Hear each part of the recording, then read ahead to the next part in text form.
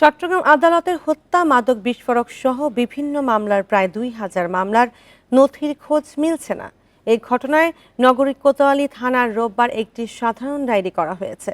চট্টগ্রাম মহানগর দায়রা জজ আদালতের পিপি মফিজুল হক ভূঁইয়া দায়ের করা ওই চিঠিতে উল্লেখ করা হয়, চট্টগ্রাম মহানগর পিপি কার্যালয়ে জায়গা স্বল্পতার কারণে ২০২৩ সালের এপ্রিল থেকে পিপি কার্যালয়ের সামনের বারান্দায় ১,৯১১টি মামলার নথি পলিথিনে মোড়ানো অবস্থায় রাখা ছিল।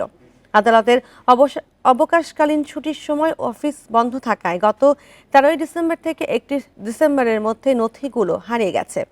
অনেক খোঁজাখুঁজি করেও পাওয়া না যাওয়ায় বিষয়টি থানায় ডায়েরিভুক্ত করে রাখার জন্য আবেদন করা হয়েছে।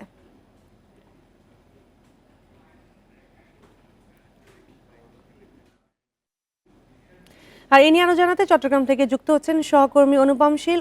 অনুপম, আদালতের মতো সুরক্ষিত স্থান থেকে মামলার নথি গায়েব হওয়ার বিষয়ে কর্মকর্তারা কি বলছেন এবং নথি পাওয়া না গেলে এই মামলাগুলোর বিচার প্রক্রিয়া কিভাবে অগ্রসর হবে?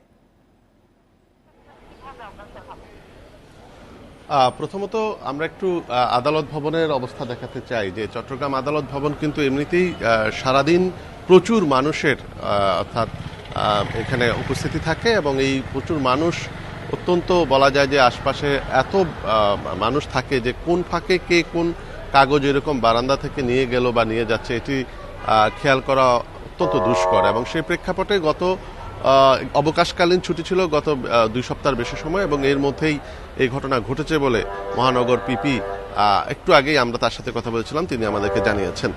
তো সেই হিসেবে তিনি যেটি আমাদেরকে আসলে ফোনে জানিয়েছেন যে মামলার নথিগুলো এখন পাওয়া যাচ্ছে না বলে তিনি নিশ্চিত হয়েছেন প্রায় ১,৯১১টি মামলার নথি এবং সেখানে মূলত অনেক পুরনো মামলার নথি এবং সেগুলোর তালিকা বা সেগুলোর অন্যান্য যে অনুলিপি তার কাছে আছে বলেই তিনি আমাদের কাছে দাবি করেছেন।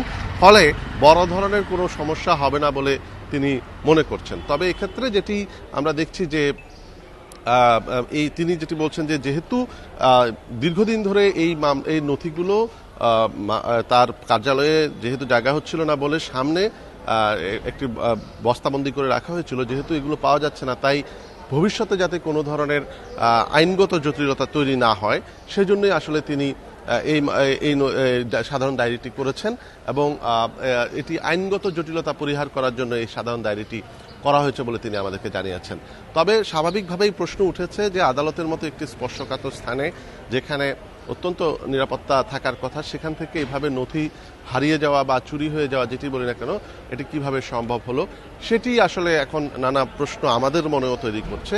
এবং একে প্রেক্ষাপটে আমরা দেখছি যে এখানে চট্টগ্রাম জেলা আইনজীবী সমিতিও তারা গতকাল এই বিষয়টিকে ঘিরে প্রতিক্রিয়া জানিয়েছেন এবং তারাও বলেছেন যে আইনজীবী সমিতির সভাপতি নাজিমুদ্দিন তিনিও বলেছেন যে এই ধরনের ঘটনা কোনোভাবেই কাম্য নয়, বিশেষত স্পর্শকাতর অনেক মামলার নথি বা এগুলো আসলে মামলা তথ্য প্রমাণ হিসেবেও বা মামলার ধারাবাহিকতা রক্ষায়ও এই ধরনের নথিগুলো খুব গুরুত্বপূর্ণ।